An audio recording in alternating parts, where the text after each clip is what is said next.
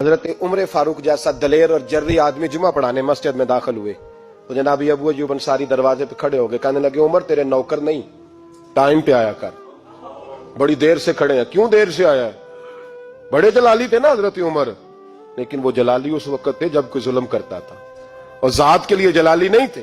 کب وقت پہ آیا کر، کو ملازم نہیں تیرے؟